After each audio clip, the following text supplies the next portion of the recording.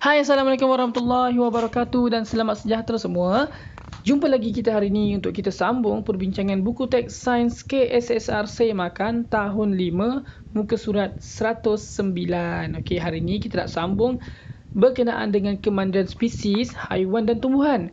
Hari ini kita nak tahu tentang apakah kepentingan kemandiran spesies haiwan dan tumbuh-tumbuhan. Maksudnya, kenapa pentingnya haiwan dan tumbuhan ini menjaga kemandiran spesies dia?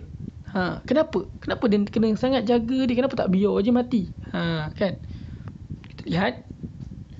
Pelbagai hidupan saling bergantung untuk mengekalkan keseimbangan alam. Maksudnya kita hidup ni, hidupan, manusia, haiwan, tumbuhan ini saling bergantung antara satu sama lain untuk hidup.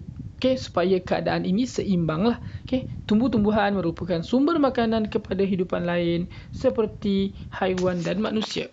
Haiwan dan manusia pula membekalkan baja atau nutrien kepada tumbuh-tumbuhan melalui proses perebutan. Okey, jadi hanya sebahagian daripada najis haiwan dan manusia yang dapat dijadikan baja.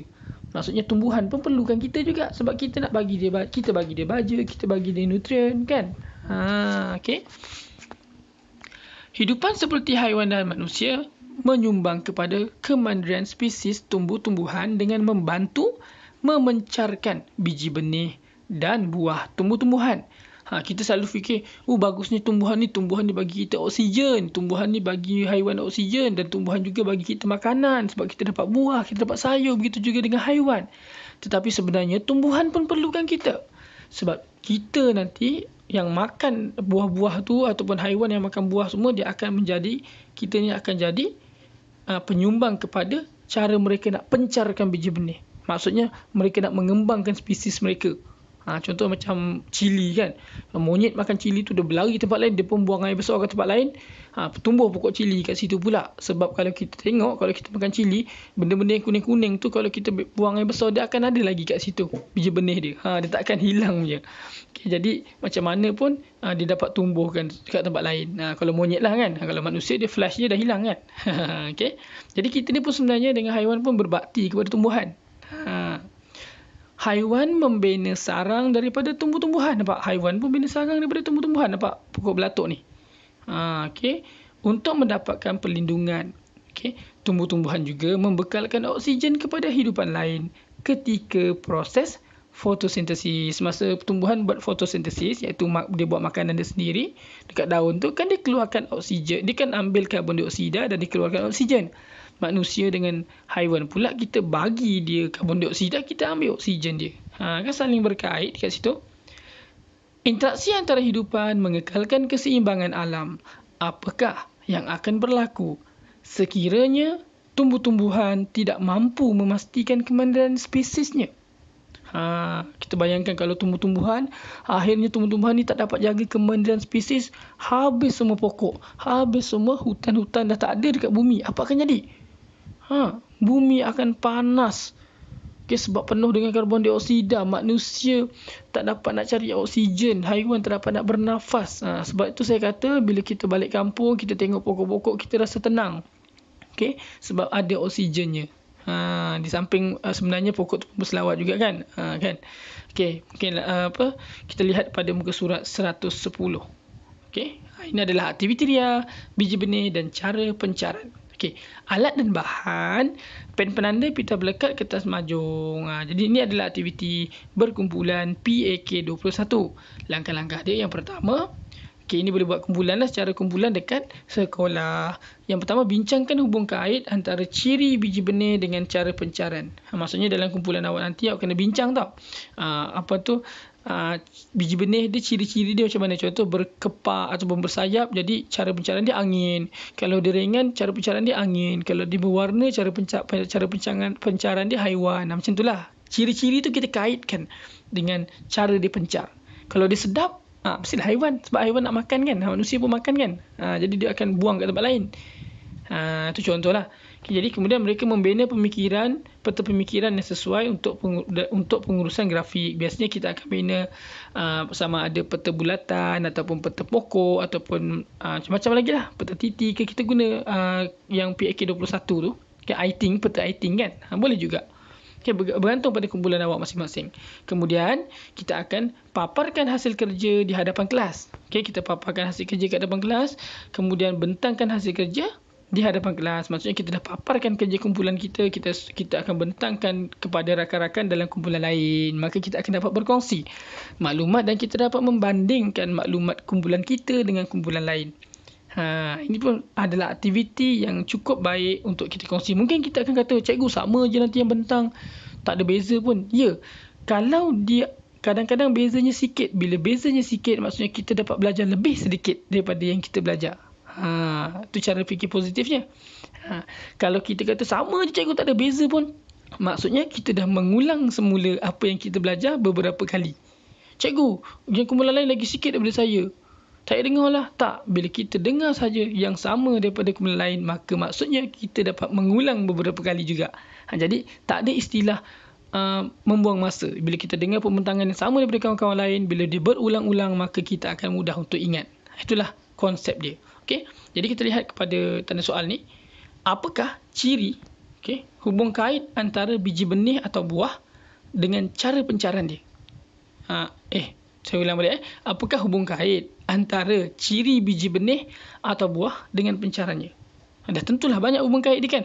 Kalau dia ringan, dia mudah terbang. Kalau dia bersayap, dah tentu dia mudah terbang. Kalau dia ada rongga, dia boleh dipencarkan oleh air sebab dia boleh terapung.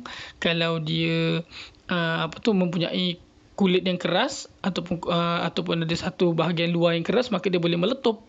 Mekanisme letupan. Jadi hubung kait itu kita boleh bentangkan masa kita membuat aktiviti ini. Okey, kita tengok kat bawah adalah soalan otak ni biasanya kebat soalannya. Kita lihat. Buah durian mempunyai duri yang tajam. Untuk melindungi dirinya daripada haiwan dan manusia. Namun begitu, haiwan dan manusia juga ialah ejen pencarian buah durian ni. Kenapa? Maksudnya dia kata, buah durian ni kan tajam. Dan tentulah manusia akan cedera. Dan tentulah haiwan akan cedera. Tapi kenapa manusia dengan haiwan juga yang akan pencarkan dia? Banyak jawapan dekat sini. Mungkin jadi jawapan dia, kalau kita bincang, kita buat perbincangan, durian ni dia tajam. Tapi tak semua haiwan tak boleh lepasi benda tajam. Mungkin ada haiwan yang tak boleh makan durian ni. Tapi ada haiwan yang boleh menebuk lubang pada durian ni. Macam tupai contohnya kan. Tapi tu kenapa tupai beria nak tebuk durian ni? Kan boleh tebuk benda lain. Kenapa durian pula yang ditebuk? Kita kena ingat, durian ni bau dia. Dia ada bau. Jadi bau dia ada dan dia juga sedap dimakan. Jadi haiwan ni dia datang dekat durian sebab dia dengan bau. Dia ada bau sedap, dia pun pergi kat durian. Ada orang kata bau durian ni sedap, ada orang kata bau durian ni tak sedap. Tengok orang lah. Kalau haiwan dia bau sebab bau durian ni kuat, dia bau sedap, maka dia akan pergi. Lepas tu dia tebuk-tebuk, dia pula mampu tebuk pula. Tiba-tiba dia mampu tebuk dan bila dia tebuk, sedap pula isi dalam dia.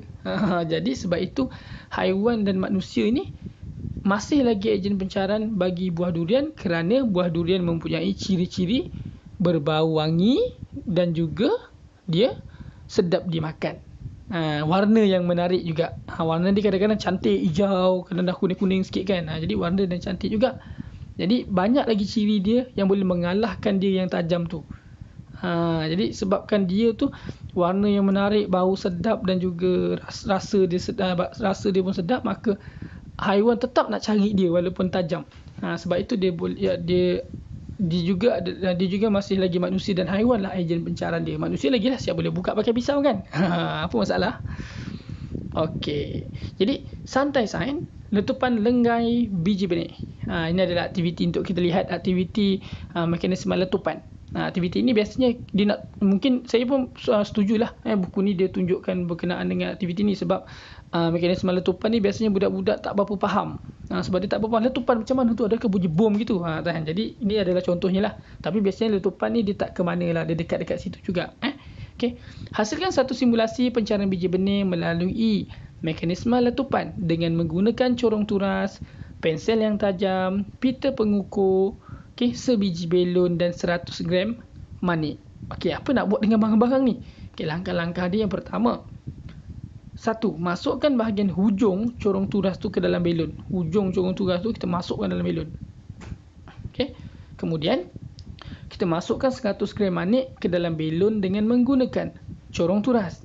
Jadi maksudnya kita masukkan, kita buat corong turas tadi sebab nak masukkan dalam belon je manik tu. Yalah, kalau masuk sebiji-sebiji pun boleh sebenarnya. Tapi sebab nak mudah, kita pakai saja corong turas. Okey. Kemudian tiup belon yang tadi tu, yang dalam dia ada manik tu. Okey, sehingga besar dan ikat belon tersebut. Kemudian kita guna pensel yang tajam tadi, kita kita cocoklah dekat belon tu. Kemudian nanti kita akan dapat lihat manik tu terpecah. Terpecah dan dia akan tergabur dekat lantai. Kan, jadi ukur jarak manik yang tersebar dari tempat belon dipecahkan. Maksudnya kita pecahkan ni, kita tengok dia pergi ke mana. Lagi manik tu bulat-bulat mesti boleh bergerak lagi kan. Jadi kita ukur jarak manik tersebar. Kita ukur, kalau nak senang bagi saya lah, kita ukur je daripada yang tempat awal tadi ke tempat yang paling jauh manik tu boleh pergi. Kita tengok daripada titik tu, titik yang kita pecahkan tadi, kita tengok mana manik yang paling jauh boleh pergi, kita ukur yang tu. Tu yang terbaik lah. Maksudnya kita nak tengok sejauh mana dia boleh pergi. Ini adalah aktiviti untuk kita buat pengkajian berkenaan dengan letupan lenggai biji benih. Okey, saya harap anda faham. Okey, jadi sekarang ni kita pergi ke 112, kita imbas kembali lah. Okey, kita dah habis pun tajuk ni. Jadi mari kita imbas kembali. Yang pertama, tumbuh-tumbuhan mempunyai ciri-ciri khas untuk melindungi diri daripada musuh sama dengan haiwan kan. Jadi ciri-ciri khas tersebut adalah seperti yang berikut. Berduri tajam, mengeluarkan getah, berbulu halus, beracun, berbau busuk. Saya laju sikit kat sini sebab kita dah belajar. Nak recap balik je. Jadi yang kedua, ciri-ciri khas tumbuh-tumbuhan untuk menyesuaikan diri dengan iklim dan perubahan musim adalah seperti yang berikut. Kalau musim angin kencang, batang dia mesti mudah lentur, kan, kena tiup angin kan. Daun berpecah-pecah supaya angin yang tertiup tu boleh lalu kat celah-celah daun kan. Dan daun berbentuk jarum. Daun bentuk jarum ni dia susahlah nak kena tiup, nak kena terbang dengan angin kencang kan. Yang kedua, iklim panas dan musim kering, daun terubah suai menjadi duri. Macam pokok kaktus tu. Dia panas kan, dia duduk tempat panas, jadi sebenarnya tajam-tajam duri tu adalah daun dia. Akar yang panjang, akar kena panjang sebab dia nak cari air jauh kat dalam sebab musim tu kering. Menggulungkan daun, iaitu pokok, ada certain pokok ataupun sesetengah pokok macam pokok pisang apa semua, dia boleh gulungkan daun dia sebab nak elakkan permukaan yang terdedah. Kalau daun tu terbuka macam tu je, nanti cahaya matahari senang nak tarik air dia.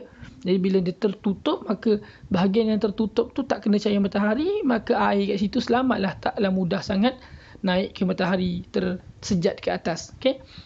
Meluruhkan daun. Okey, meluruhkan daun ni kalau contoh pokok-pokok yang daun dia memang tak boleh nak bengkok, tak boleh nak gulung, jadi dia terpaksa gugurkan, dia terpaksa tutup kilang lah, menggugurkan beberapa biji daun dia sebab dia nak survive bila kekurangan air. Air itu dalam pokok tu dia ada mungkin akar cari air, tapi air itu tak cukup untuk menampung semua pokok, maka dia terpaksa gugurkan beberapa daun untuk dia survive lah, untuk pokok tu hidup. Tak apa, nanti bila ada air dia boleh tumbuhkan daun balik. Macam tu lah kot kan. Jadi batang yang menyimpan air, contohnya macam pokok kaktus tu sendiri, batang dia ada air. Sebenarnya pokok pisang pun, kalau awak try pokok pisang tu, awak baling, awak ambil senapang pula. Saya pernah dulu masa kecil saya ambil parang kan. Tapi awak jangan tiru ni saya budak nakal, saya ambil parang tu saya pergi potong dekat pokok pisang tu, dia keluar air. Mungkin juga pisang pun batang dia menyimpan air lah. Okey. Jadi jangan buat kat rumah jadi berbulu halus. Berbulu halus ni sebab dia salah satu cara untuk kurangkan air keluar juga. Kurangkan haba tu daripada terkumpul keluar. Mengeluarkan air. Daun berlilin dan juga daun berbentuk jarum. Ini contoh-contoh lah musim kering. Iklim sejuk, kulit yang tebal. Biasanya pokok tu kulit dia tebal. Seterusnya pencarian biji benih tadi ada 4 ciri dan ciri-ciri biji benih atau buah yang seperti berikut. Kalau melalui angin kencang, awak ingat ni, kecil, nipis, ringan, struktur dia ada sayap dan berbulu halus. Mana-mana satulah, tak semestinya 5 kena ada baru dia boleh melalui angin. Kalau dia cuma ada satu struktur bersayap, dia ringan, cukuplah tu, bolehlah melalui angin. Ataupun dia ada penyangkut, bukan itu bukan angin. Melalui air, kulit yang berlilin dan sabut yang berongga. Biasanya ni untuk, kalau kulit berlilin tu sebab dia kalis air lah, dan sabut yang berongga untuk dia terapung. Melalui haiwan dan manusia, ni tadi silap pula. Melalui haiwan dan manusia, isi dan buah boleh dimakan. warna yang menarik, buat bau yang harum, bercangkuk, kecil dan ringan. Okey, biasanya kalau dia tak menepati semua, dia tak ada buah, dia tak sedap pun, warna je tak lawa, tapi sekurang-kurangnya dia ada cangkuk. Bila dia ada cangkuk, orang lalu, contoh macam kita lalu dekat kemuncuk padang tu kan, dekat kat padang bola ke, nanti ada je kemuncuk-kemuncuk dia dekat kat kaki kita. Dia tak cantik, dia tak sedap, warna dia tak menarik, tapi sebabkan dia bercangkuk saja, dia boleh melalui haiwan dan manusia. Nampak tak? Jadi tak semestinya semua, satu pun cukup untuk dia boleh disebarkan. Maksudnya si ciri ni tak semestinya kena lengkap semua ada lah. Okay. Yang kedua, yang seterusnya adalah mekanisme letupan. Lenggai mengering dan juga lenggai dia merekah. Dia boleh kering ataupun dia boleh merekah, menyebabkan dia boleh meletup. Mekanisme letupan. Jadi settle sampai situ saja berkenaan dengan imbas kembali. Okey, pada video akan datang kita akan sambung dengan muka surat 113 asah minda.